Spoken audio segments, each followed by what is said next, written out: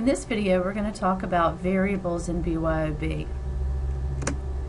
Just like in regular programming, a variable in visual programming in BYOB is still a namespace in memory. So when you create a variable, you're creating a spot to hold a value. Think of a large mailroom with a wall of slots, and each of those slots has a little label on it, and there's a value that you can put in it. So that's kind of a simplistic way to visualize exactly what that namespace in memory looks like. So with this, when I create a variable, it puts the name of the variable on its little spot in memory, and then it holds the values for me so that I can change the values whenever I want to. I can update them, and I can use them whenever I want to. Now, how to add variables in BYOB. You're going to click on the Variables tab, and it will open up all the different things that you can do in that area, all the blocks.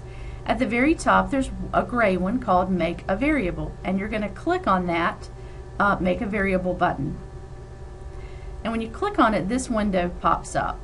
So it asks you what the variable name is, and then it asks you whether you want that variable to be available for all the sprites, which would be a global variable because it would be available for any sprite that you created within that BYOB project, or do you want the variable available only for the specific sprite that you're working on at that time.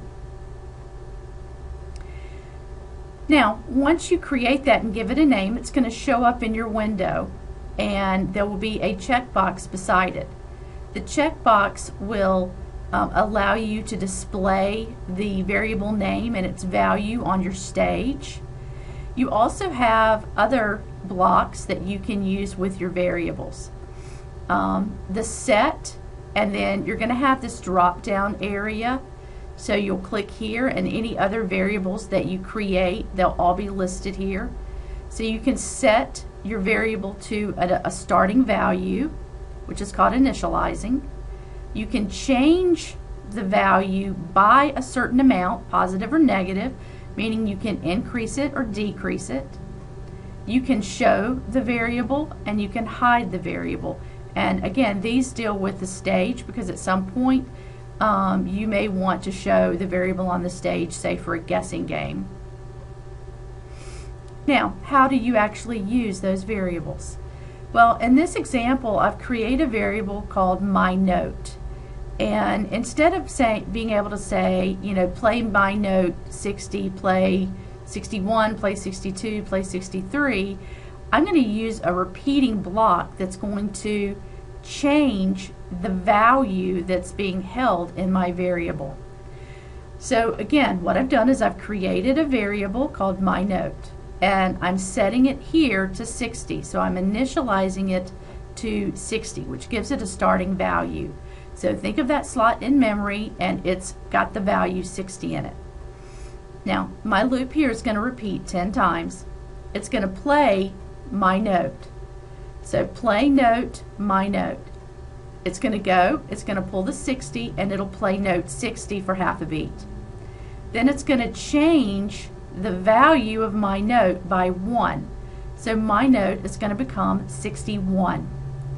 So it hits and it bounces back up, and it'll play note 61 for half a beat. Then it's going to change myNote again by 1, so it becomes 62. Bounces back, play note 62 for half a beat, change myNote by 1, it becomes 63. And it will continue that pattern until it is repeated 10 times. Now, this is a lot faster than saying play note 60, play note 61, play note 62. Many fewer blocks, and it allows us, maybe we want to repeat this, but we want it to start at 40 instead of 60. So all we would have to do is duplicate this block and start it at a different number. Or maybe we want to change go from 60 to 62 to 64.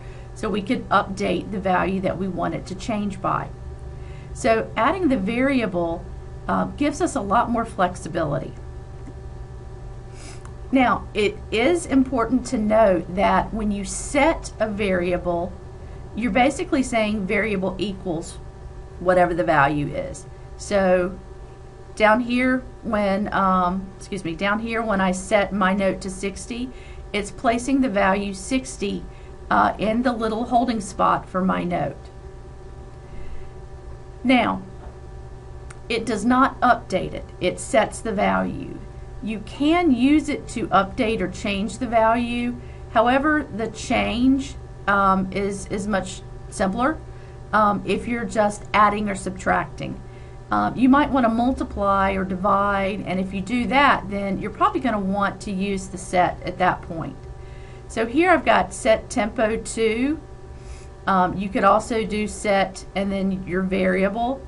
And what I've done in here is I've set my note to, and then I've pulled in an operator block to my note plus 1. So this is basically saying my note equals my note plus 1, so that it's going to constantly update it every time this is clicked by 1.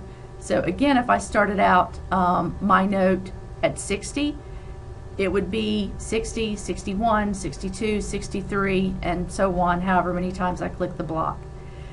This is doing the same thing that change my note by 1 is doing, because the change is updating it by 1 and this set is updating it by 1.